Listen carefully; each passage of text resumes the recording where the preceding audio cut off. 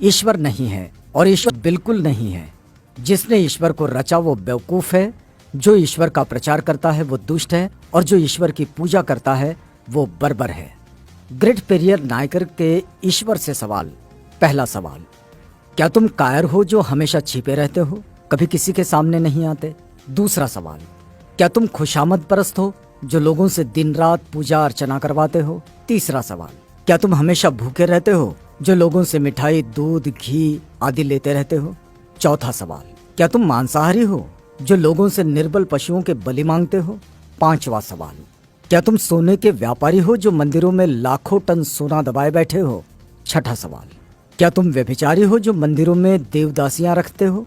सातवां सवाल, क्या तुम कमजोर हो जो हर रोज होने वाले बलात्कारों को नहीं रोक पाते?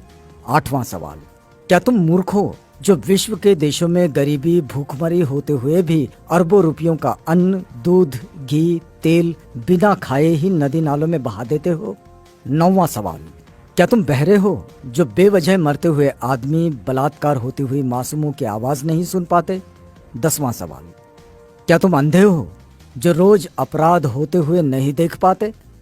11वां सवाल, क्या तुम आतंकवादियों से मिले हुए हो जो रोज धर्म के नाम पर लाखों लोगों को मरवाते रहते हैं? 12वां सवाल, क्या तुम आतंकवादी हो जो ये चाहते हो कि लोग तुमसे डर कर रहें?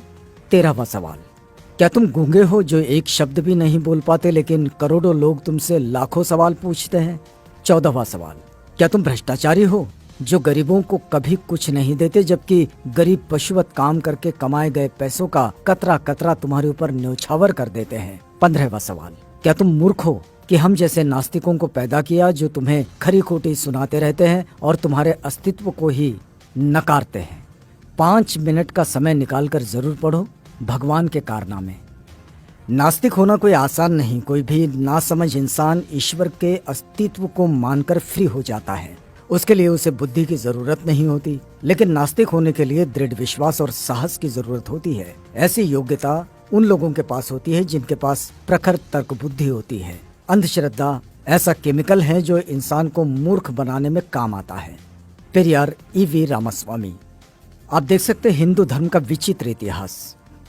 पेरियार लिखते हैं, मंदोदरी मेंढकी से पैदा हुई थी, श्रृंगी ऋषि हिरनी से पैदा हुए थे, सीता मटकी से पैदा हुई थी, गणेश अपनी मां के मैल से पैदा हुए थे, हनुमान के पिता पवन कान से पैदा हुए थे, हनुमान का पुत्र मकरध्वज था जो मछली के मुख से पैदा हुआ था, मनु सूर्य के पुत्र थे, उनको छींक आने पर एक लड़का नाक से पैदा हुआ था, राजा दशरथ की 3 रानियों के 4 पुत्र जो फलों की खीर खाने से पैदा हुए थे, सूर्य कर्ण का पिता था। भला सूर्य संतान कैसे पैदा कर सकता है? वो तो आग का गोला है। ब्रह्मा ने तो 4 वर्ण यहाँ वहां से निकाले, हद है।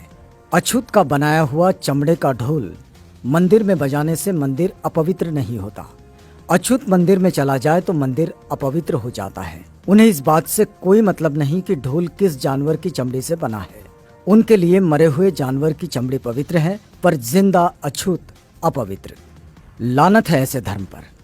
बुद्धिजीवी प्रकाश डालें, दिमाग की बत्ती जलाओ, अंधविश्वास भगाओ।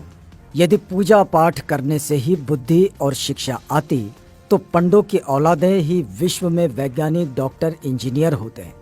वहम से बचो, अपने बच्चों को उच्च शिक्षा दिलवाओ, क्योंकि शिक्षा से ही वैज्ञानिक, डॉक्टर, इंजीनियर और शासक बनते हैं, पूजा पाठ से नहीं। अतः वहम का कोई इलाज नहीं है और शिक्षा का कोई जवाब नहीं है।